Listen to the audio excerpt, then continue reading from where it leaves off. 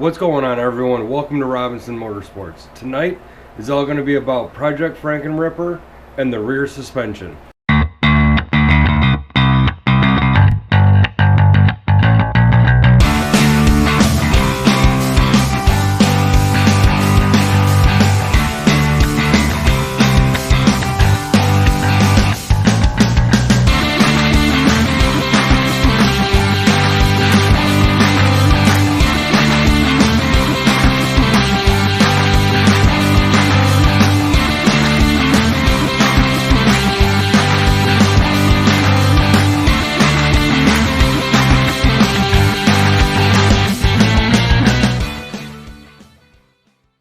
Now, last episode, I put the bottom end together and I said I was going to probably put it in the frame.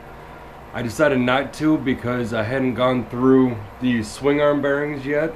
The linkage bearings, it really doesn't matter, but the swing arm bearings, the bolt that passes through there, passes through the rear of the engine cases. After thinking about it for a while, I decided to go ahead and just buy brand new bearings so then the whole chassis will be fresh going into this race season. I like it that way because when I put 0 on the hour meter, it's going to be bottom end, top end, and all chassis bearings. So without wasting any more time, let's just start tearing into this.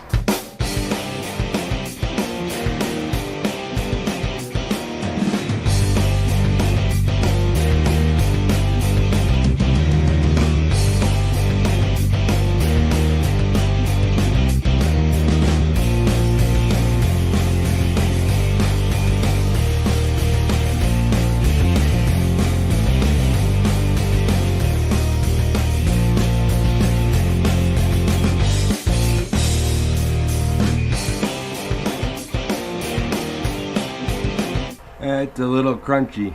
Alright, well, I could have gotten away with just kind of cleaning this stuff up, greasing it, and putting it back together. I think it would have lasted me maybe the entire season, half the season, but like I said, if I'm going to set the clock to 0 on this, I might as well be doing these bearings.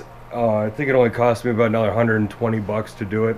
This bolt right here, you got to clean up and you got to put grease or anti-seize on this so it doesn't seize up like it did inside here. Now the bearings themselves, well, here's the pins. They're not too bad. It was definitely a little dry on grease for sure.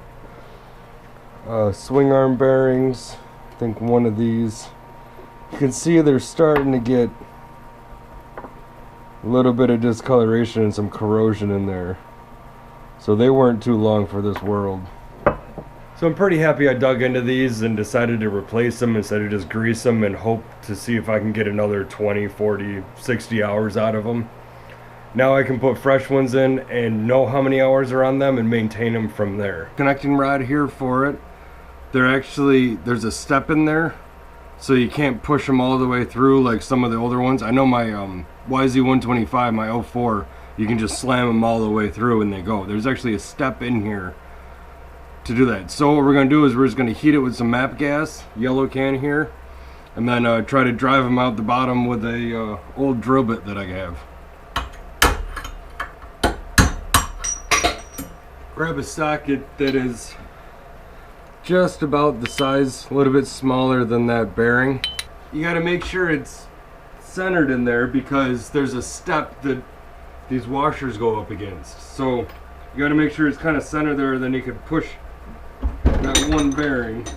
You want to get a bigger socket now that the bearings will fit into right here.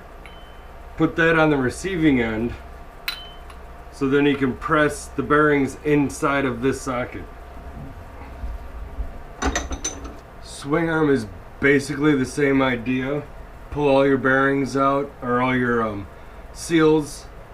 The thrust bearings here, you gotta take out of the outside here, and then just slam them through again.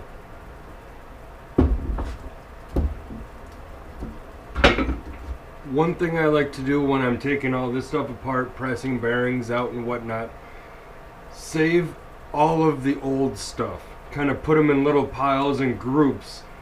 This is the connecting rod, this is the linkage knuckle, and this is pretty much all of my swing arm.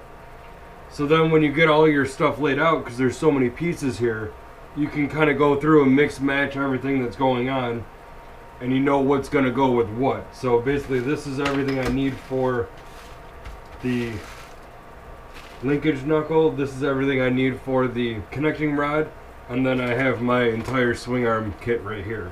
So now I can clean all this stuff off and start assembling. Alright, like I said before, pretty much get everything laid out that you need. Tub of grease. You're gonna need one of these. You could use a grease gun and like a cup, but you're gonna need a lot of grease. The more the merrier. It's real messy job. You're gonna clean up after once you're done, but the more grease you have, the better off you are. There's a few measurements that you have to make. I'm gonna pretty much show you along the way of what to do, but it's pretty straightforward putting it back together. You're going to do it the same way of pressing them out, but you might use a little bit bigger socket so then it hits like those little walls, those faces, and I'll show you those too.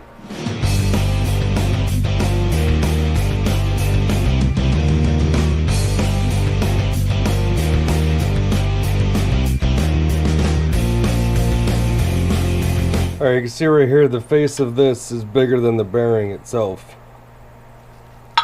And we're just going to press it in until it hits that inner lip.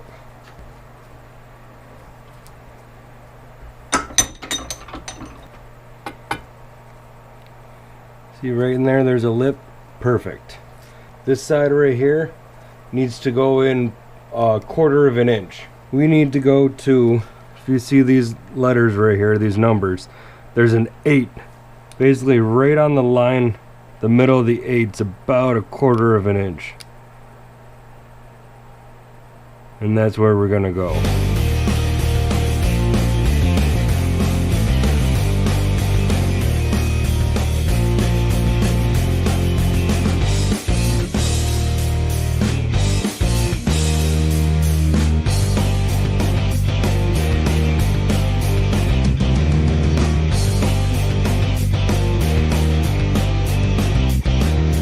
Alright, so everything's greased, new bearings.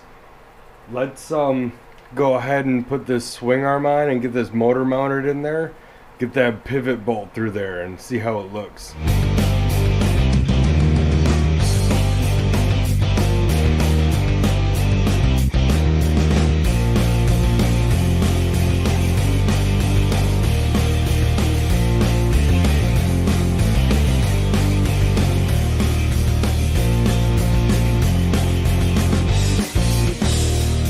Now that we got the bottom end in, swing arm in, the pivot bolt is in and torqued, we're going to go ahead and put the linkage together. And the shock I'm not going to torque down because I still have to do work on that, but I can get the swing arm, linkage, and everything else in right now.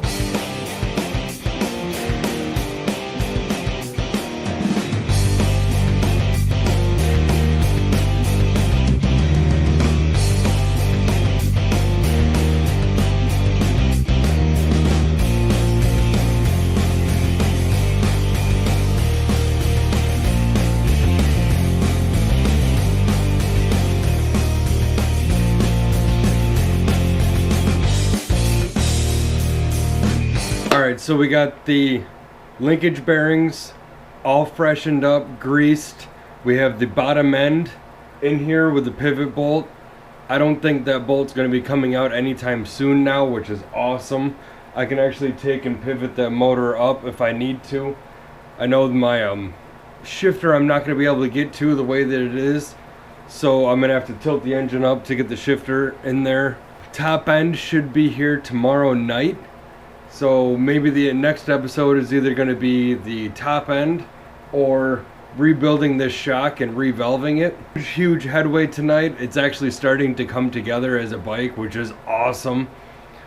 If you like what you see, hit that subscribe button. Please follow this build because I'm going to be racing this in a sprint enduro series in the spring. And hopefully this thing holds together. We're going to track hours on it. I'm actually going to be going through maintenance on it at 40-hour intervals, things like that. So this is kind of like a project that I'm going to be projecting into at least a year, well into next winter at least for that. So subscribe, hit that button, tell your friends, and I will see everyone on the next one.